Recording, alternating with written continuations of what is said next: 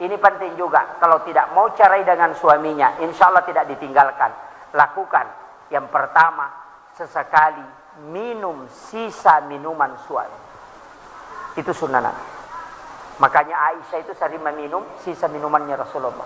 Ya kotaki buarang itu kelakaita. Nang kecek dek nasesa. Kita minum itu dengan membaca salawat. Niatkan. Insya Allah tidak akan berpisah dengan suaminya.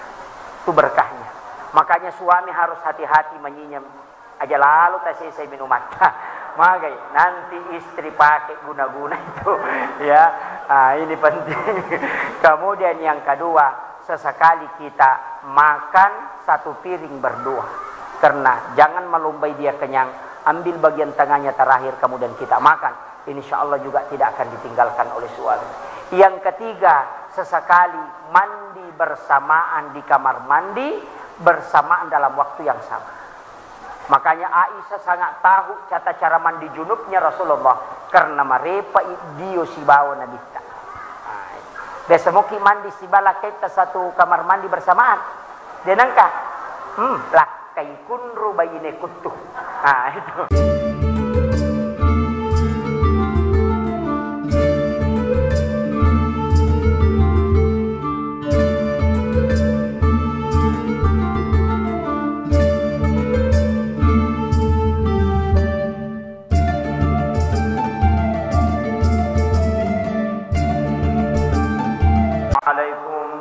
Warahmatullahi wabarakatuh.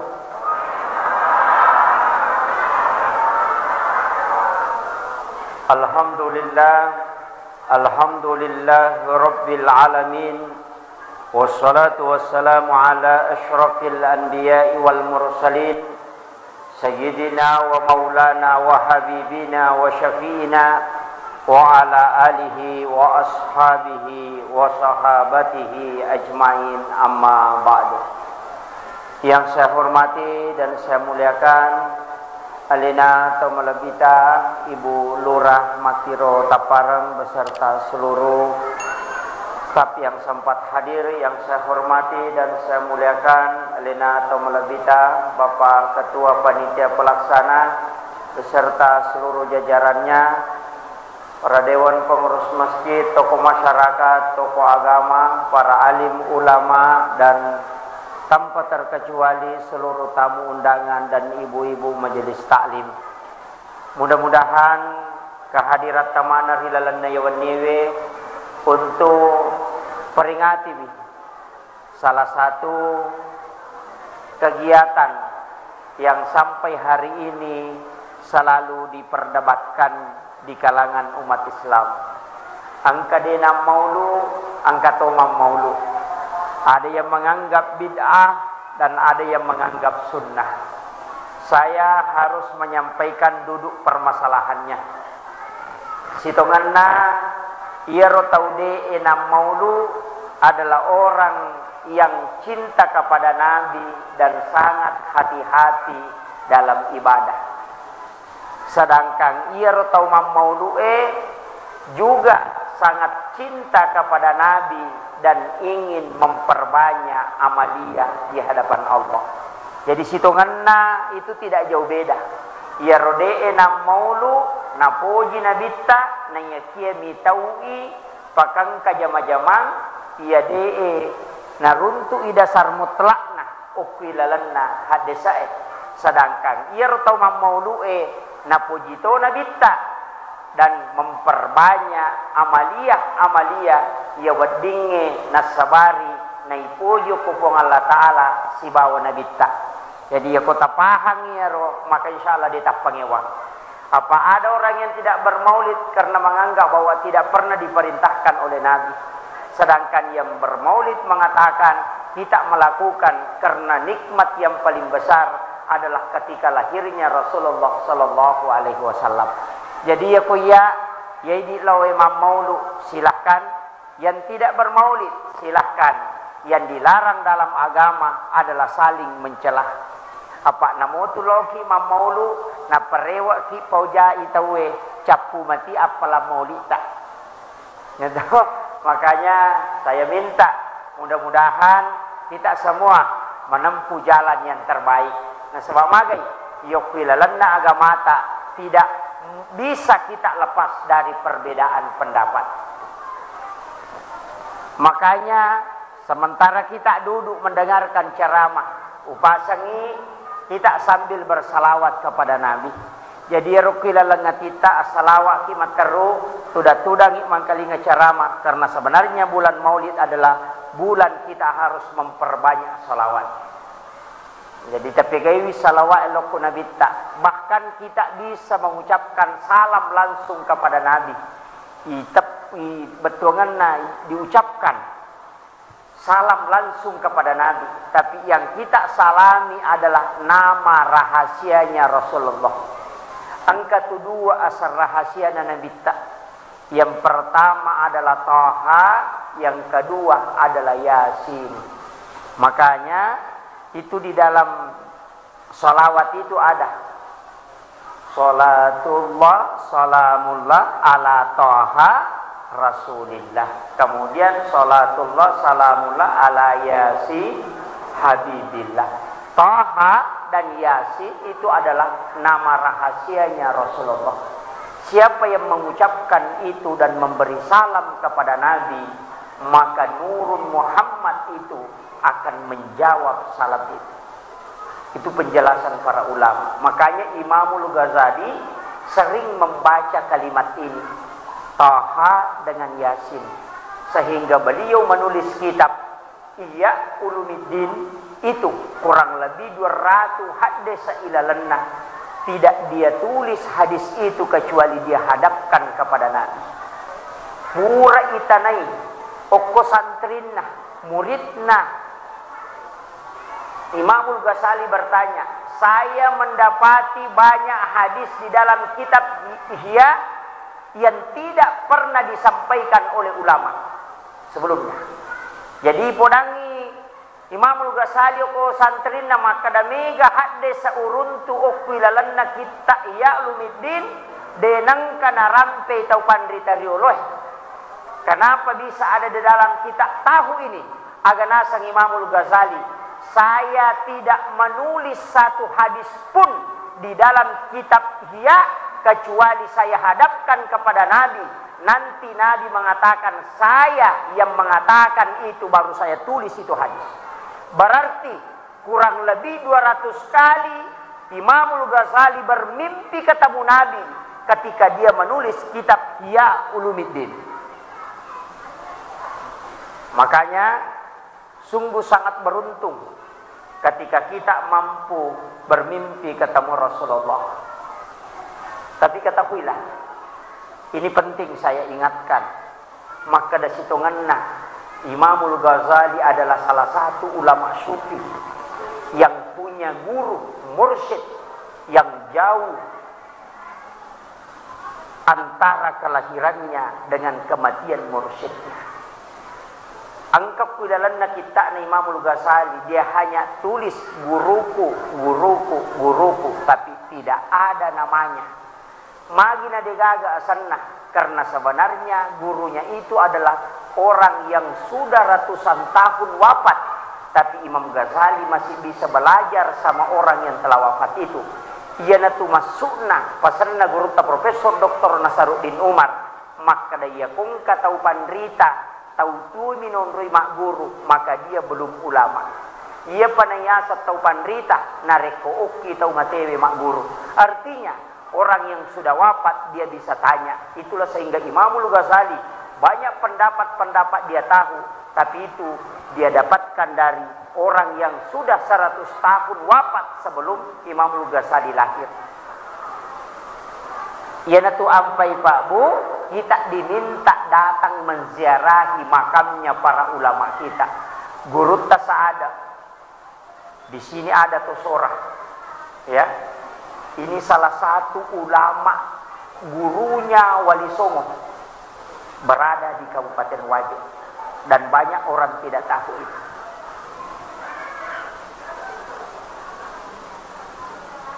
Saya kemarin diberitahu oleh Guru Tak bahwa ada satu waliullah yang ada di Kabupaten Sidrap dan dia merupakan ulama dari Hadramaut. Dan ternyata ditelusuri dan ditemukan ulama itu disebut dengan Sayyid Karamah. Ternyata bisa komunikasi dengan orang yang sudah wafat. Salah satu ulama kita di Sulawesi Selatan ini ada yang sudah mampu komunikasi dengan orang yang sudah wafat, sehingga dia komunikasi batin dan dia memberitahu cucuku ada di sini, dan dia cari makamnya dan ternyata ketemu. Itulah hebatnya ulama-ulama kita dari Nahdiyin. Ya itu ampai Pak Bu, saya selalu wasiatkan lauki masyarakat buruk ya kongka gurut ki buruk na gurut ka saada almarhum al-maghfurlah lauki syarawi magai lauki bacangi Fatihah ya kupure baca Fatihah illau dongi di atas makamnya itu kita berdoa ipung talingi baraka anak-anak dan keturunanku sebagaimana engkau memberikan berkah kepada ulama ini. Itu namanya tawassul.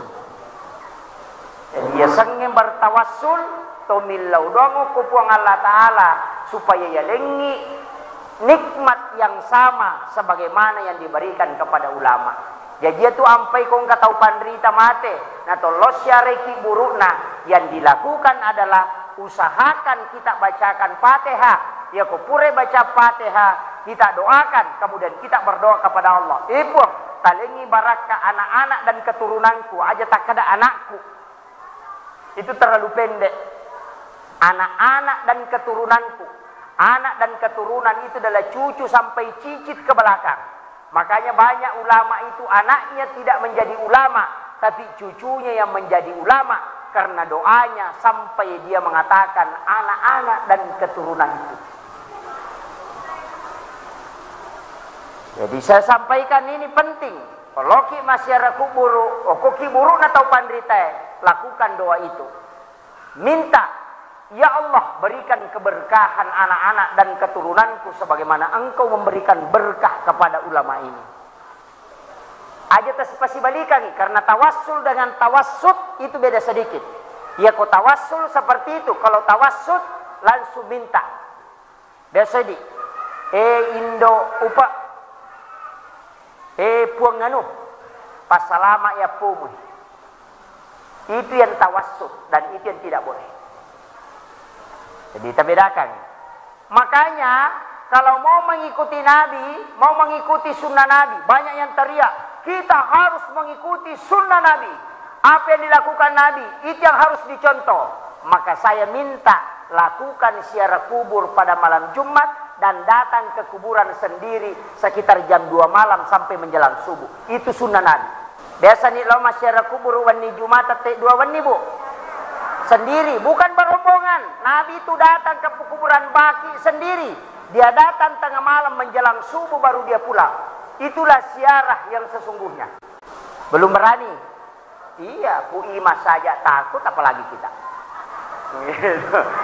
Makanya kenapa para ulama itu di Jawa dijaga makamnya, diperbaiki di sekitarannya supaya orang bisa duduk tenang mendoakan orang yang ada di dalam kuburan itu. Karena Nabi mengatakan dalam hadis yang sahih, setiap malam Jumat ruhnya orang yang meninggal itu dikembalikan ke kuburnya. Itu hadis sahih. Jadi itu tahu matewe, iparewa orang mati muslim dikembalikan ruhnya pada setiap malam Jumat ke kuburannya, bukan ke rumahnya.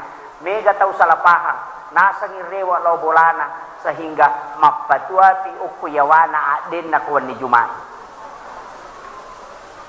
Dito gago kuwajo makoro. Ada. Mestinya setiap malam Jumat kita datang berziarah di makam sekitar jam-jam 1 malam. Kita berziarah mendoakan magai karena ruhnya orang yang meninggal itu dikembalikan oleh Allah setiap malam itu. Ya kongka bola melo talawi masyarah biasa pun nana bola ipodang maka da aswaga tangka kobolata. Kalau mau ketemu mesti ditanyakan hari apa engkau ada di rumah. Makanya ketika dia mengatakan hari Jumat, nanti hari Jumat kita datang supaya kita bisa ketemu. Makumati itu kotomelau masyarakat kuburu. Kalau ingin ketemu ruhnya orang yang meninggal, maka lakukanlah pada malam Jumat. Itulah sehingga Nabi diminta berziarah pada malam Jumat. Paham nih? Persoalannya dimengerti, tapi melakukannya itu yang persoalan kedua. Makanya saya wasiatkan kembali, upasangi, seandainya doa sudah cukup kepada orang yang meninggal, bikin gena ipak dongangin loko tomatewe, maka Nabi tidak usah diminta menziarahi kuburan. Nah sebab magai, kurang apa doanya Nabi? Kurang apa? Doanya mustajabah. Ketika dia di rumahnya meminta, pasti Allah mengijabah. Tapi dia diminta datang ke kuburan. Kenapa? Karena itu salah satu sunnah yang dinampakkan oleh Rasulullah. Jadi ya kongka tahu deh panaule lo masyarakat kubur tangga bani, maka dia termasuk belum sempurna mengikuti sunnah Nabi. Eyopi di kongka taloki buru tangga bani, ya sang itu lo maporkas jadi nomor. Ini yang jadi masalah. Kenapa? Sebenarnya itu yang hilang kita di umat Islam, khususnya di Sulawesi Selatan. Itu yang hilang.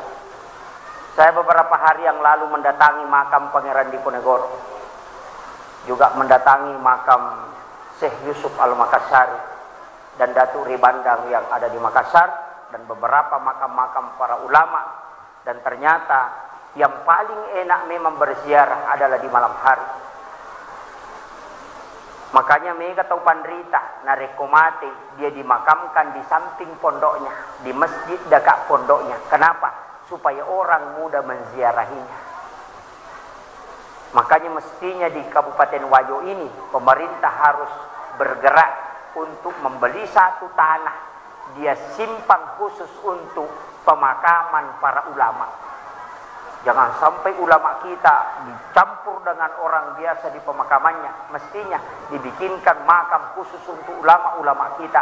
Ketika wafat dimasukkan ke sana, sehingga orang mudah menziarahi ulama kita. Kenapa?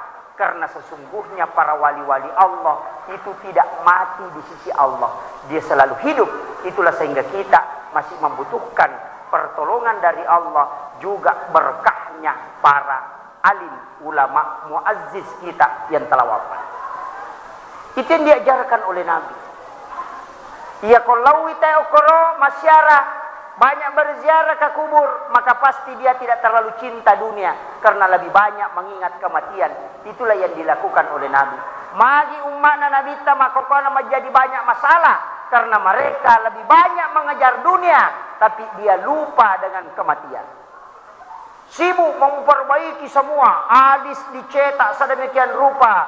Kalau mau ke pengantin matanya bisa warna biru, besoknya warna kuning. Iya, gaya natawe mako papai. Madari tasela ngamite makun raya. Hari Senin dilihat matanya warna coklat, hari Selasa warnanya warna biru. Wih, ternyata ada namanya lensa mata. Ini karena model semua di depan ini, tapi yang di dalam ini tidak pernah diperbaiki. Makanya itulah Imam Ghazali mengatakan, ya ko angka taudenan ritalu ngeso, maka pasti dia akan mati. Begitu juga orang yang tidak memberi makan kepada ruhnya selama 3 hari, ruh itu pun akan mati. Makanya perlu diisi dengan zikir la ilaha illallah, dibaca itu, atau salawat kepada Nabi. Zikir yang paling simpel itu salawat, tidak butuh ijazah. Allahumma salli ala Muhammad wa ala Muhammad, atau Allahumma salli ala Sayyidina Muhammad wa ala ali Sayyidina Muhammad. Kalau mau ambil salawat yang paling sempurna, tahiyat akhir, Allahumma salli ala Muhammad wa ala Muhammad kama sallaita ala Ibrahim wa ala Ibrahim, itu sampai fil alamin innaka Hamidun Majid. Itulah salawat yang paling sempurna. Di dalam salah satu kitab dijelaskan, siapa yang membaca mendawamkan 7 kali, ini angka 7 perlu juga kita tahu. Saya sering, ini pribadi Bu, saya pernah ngaji sama guru Taqi Halik Hasan. Saya itu kalau bawa uang, kalau bukan 700.000, biasa 70.000. Ya, jadi biasa itu kalau saya bawa uang, kalau jalan, kalau bukan 700.000, biasa 70.000. Saya selalu berusaha untuk mengambil angka 7 itu. Makanya orang angkat tema nakka panitiata. Saya tidak terlalu mau membahas panjang lebar. Yang jelasnya Nadita luar biasa. Nah sebab magai dia hidup di lingkungan yang rusak, tapi dia tidak terpengaruh. Coba. Ya kongka anak tak macule si bawa Pak Goli pemain kaleren dua ngaso mi mak goli boto goli di kogan naik talu ngaso. Ya kongka anak ta makoko manu talu ngaso mi makoko manu mapak dite ni. Talu ngaso mapak dite boto ni. Talu ngaso boto minau ni manu. Kenapa? Itu karena pengaruh. Tapi Nabi itu tidak. Kenapa Nabi tidak terpengaruh? Karena ternyata bibitnya yang bagus. Ambokna Nabita arwane matandre siri nama kelempu. Indokna Nabita makunrei matandre siri dan juga sangat mulia sehingga si runtu arwane melempue siba makunrei matandre siri sehingga anaknya lahir Muhammad adalah orang yang sangat mulia. Magai nasabak bibi na memato makanja. Tapi kita coba ni garek balik ya. Arwane kundru. Kala silasi. Siala makunrai gimpe. Toto ko madece ni anakna. Makkumani batek dogi.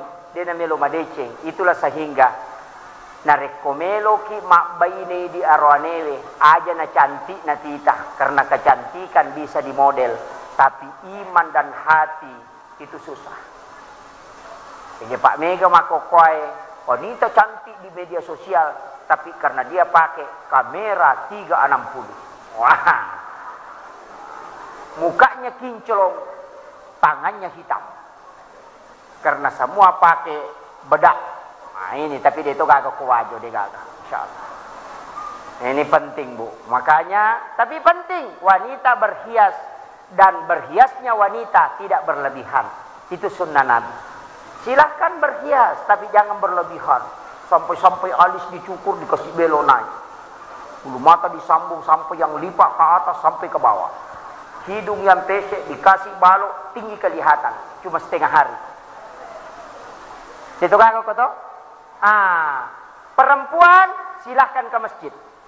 Tidak ada hadis yang melarang wanita sholat di masjid. Yang ada hadisnya adalah wanita lebih afdal sholatnya kalau di dalam biliknya, kalau di kamarnya. Bukan Nabi mengatakan wanita tidak boleh ke masjid. Itu bicara fadilah, bukan bicara hukum. Tapi ketika wanitamu ingin ke masjid, jangan kau larang. Ada penceramah, wanita tidak boleh ke masjid. Wah, ini jadi masalah. Sama dengan kemarin toh, yang mengatakan, sawu sufufakum, fa inna taswiyata sufufi min tamamis shalah. Luruskan, rapatkan saf, karena itu kesempurnaan, bukan hukum sahnya jamaah. Jadi kalau ada saf yang sedikit bengkok-bengkok, itu tetap sah sholat berjamaahnya. Cuma tidak sempurna. Makanya kemarin ada yang rapatkan kaki itu 8 bulan yang lalu sampai kakinya tarik-tarik begini. Ya, Allahu Akbar. Ada sekarang hilang karena takut corona. Mulai jauh. Jaraknya sampai 2 meter yang dibolehkan dalam agama. 4 hasta itu fikih. Boleh 4 hasta. Jaraknya 4 hasta itu adalah 1 hasta 50 cm berarti 2 meter. Kalau 1 keramik itu sudah aman. Nah, ya, makanya tetap datang berjamaah di masjid. Sekarang kan ada, tidak boleh ke masjid, azan tidak boleh. Itu munafik. Silakan azan. Di Sidrap ada masjid yang ditutup. Panitianya libur. Kenapa? Katanya kalau kita azan ada yang datang. Saya bilang gampang. Kau kunci masjid baru azan di dalam. Kalau datang usir, pulang. Informasikan. Kenapa? Ya kongka masigi denon rite mas sampaja ci di wetu si di kampo tau madosa dan ini yang banyak. Hanya hati-hati. Apalagi masjid begini luasnya tidak ditempati sholat. Wah ini yang jadi masalah. Silakan jaga jarak. Ke belakang seperti di Saudi. Cuma saya minta yang pakai masker Kalau pakai mazhab Syafi'i, tarik ke bawah hidung, simpan di sini. Kalau sujud, kalau nanti berdiri, tarik lagi ke atas. Tapi kalau sujud, tarik ke bawah. Songkok juga ini tidak boleh begini. Kalau sujud bagi laki-laki, harus ditarik naik begini, supaya dia tidak menghalangi jidat ketika sujud. Nah, sebab fungsinya songkoe bukan pakaian sholat, hanya dipakai sholat karena bisa menghalangi rambut. Karena yang tidak boleh ketika ada rambut yang turun di jidat ketika kita sujud, dipasangi songkok supaya dena no udoe. Makanya ini tau gondoloe namo dita songkok. Ya toh? Makanya orang Arab banyak yang gundul. Kenapa? Karena dia tidak pakai songkok lagi, karena lebih aman. Ya kung kemakada sunnah hukumnya pakai songkok. Itu hadisnya penjual songkok. Ternyata hadisnya Nabi tak. Ini penting ditahu. Ini penting. Tapi kalau perempuan, hati-hati. Satu lembar rambutnya kelihatan ke depan atau naik seperti antena di atas begini, maka batal sholatnya. Kenapa? Karena rambut wanita adalah aurat, dan kapan kelihatan berarti auratnya terbuka, dan syarat sahnya sholat adalah menutup aurat. Makanya hati-hati. Kesali siapa nama kunreye yang ada renda-rendanya ke di sini, yang harga 4 juta. Oh, ada rambutnya naik kayak antena televisi begini goyang-goyang. Itu yang jadi masalah. Ini penting. Makanya kalau masam pajangi silakan pakai masker. Tapi kalau imam biar tidak pakai. Kalau sholat, kenapa? Tidak nasi bawang. Loh? Tidak ada. Imam kan di sini di depan. Kalau makmum di sini di belakang. Nanti kalau sudah salam, balik zikir, pasang masker. Itu tidak masalah. Tapi kalau di belakang, di depan, silakan, itu sudah aman. Tapi bagaimana hukumnya pakai masker tertutup begini? Itu ada yang membolehkan. Termasuk pendapat Abu Hanifah dan Imam Malik tetap membolehkan. Maka dari Imam Malik yang penting ada tersentuh. Kalau hidung tidak tersentuh, ini tersentuh. Pada pemakanan, boleh kak pasar sentral sengkang. Kendreletu hanya dari pintu salatan baru pulang. Berarti yang penting ada terwakili. Makanya kalau ada orang sujud, sakit di sininya, sakit juga hidungnya begini saja.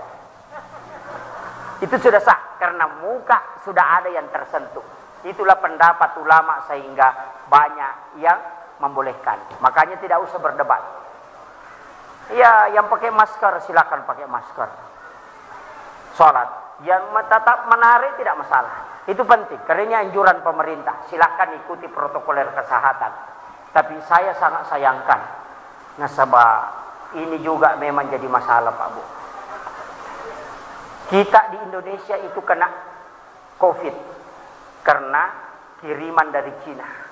Pesawat yang bolak-balik keluar masuk selama hampir 1 bulan itu 40 penerbangan setiap hari membawa barang-barang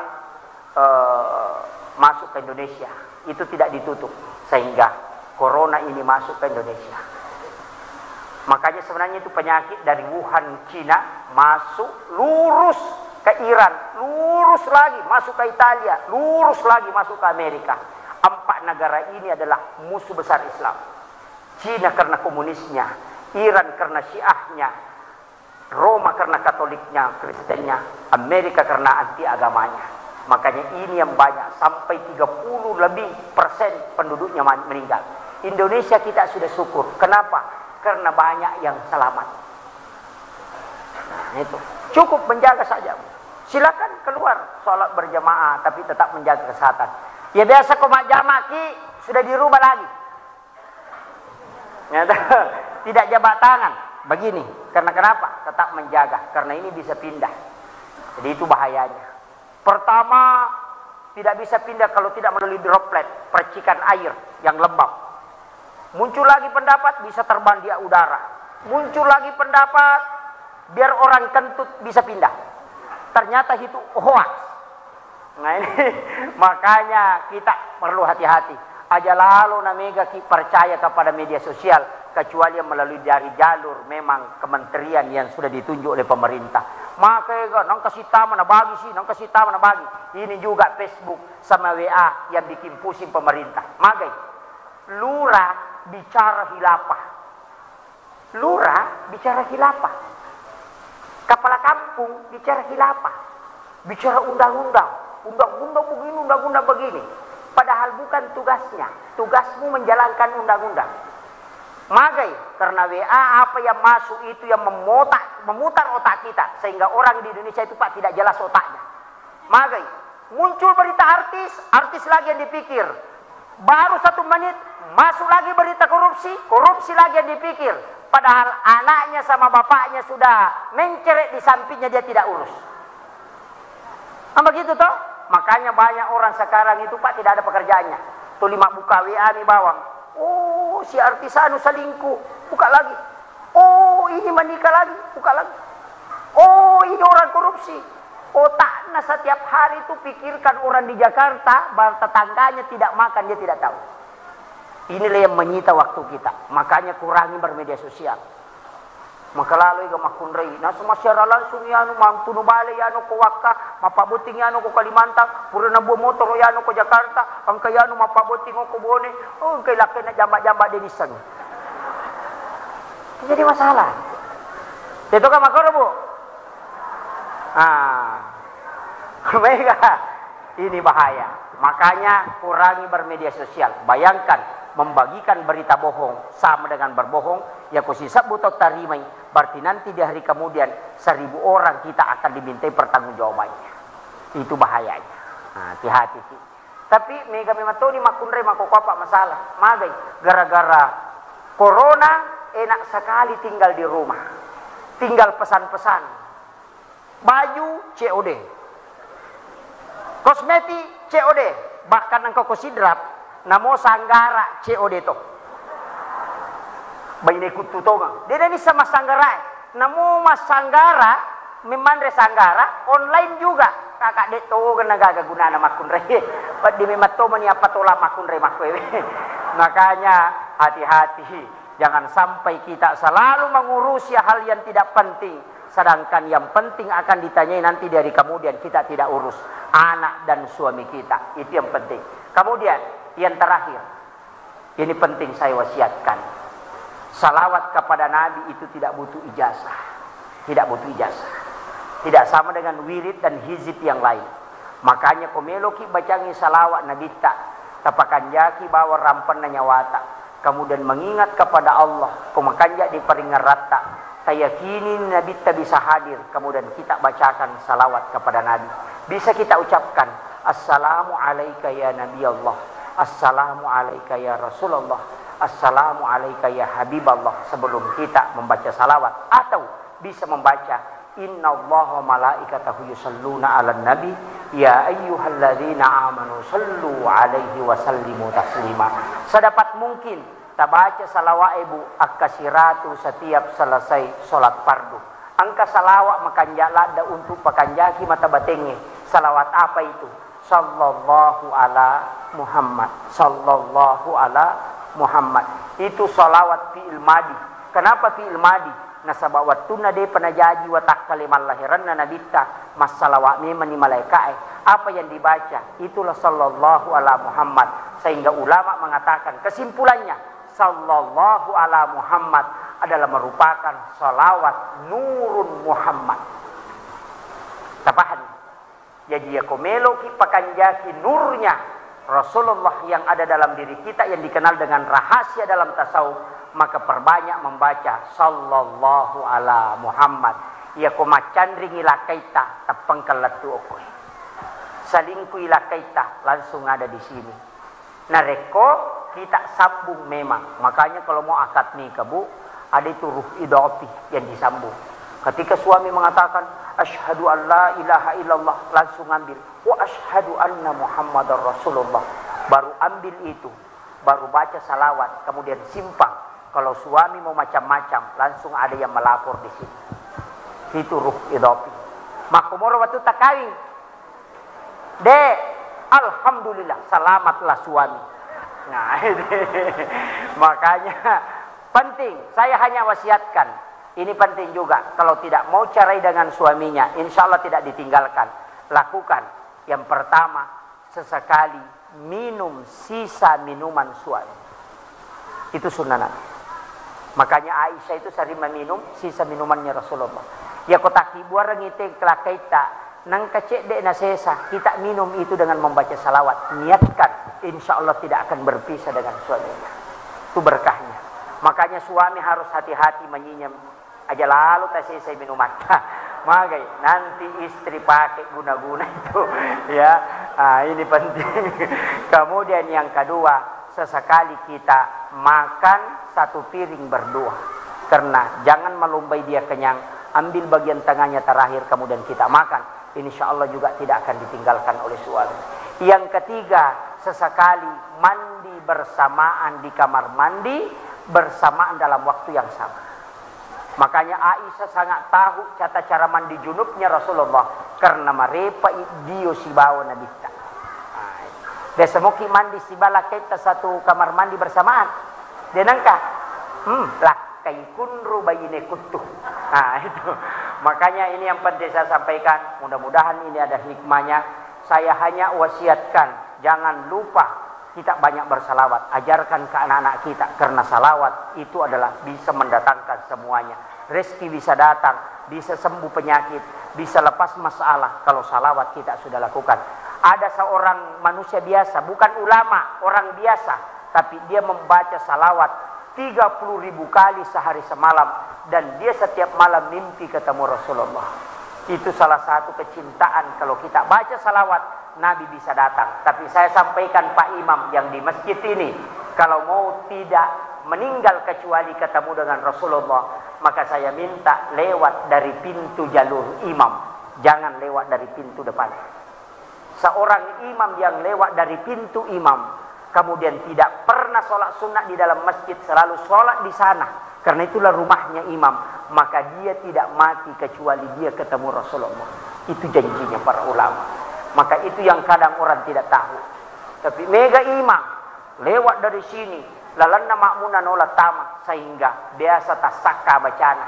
Ya kong ka ima dena tasaka bacana, itu pintunya di situ. Insya Allah bacaannya bagus. Itu penting. Magai, karena itu rahasianya para ulama sufi.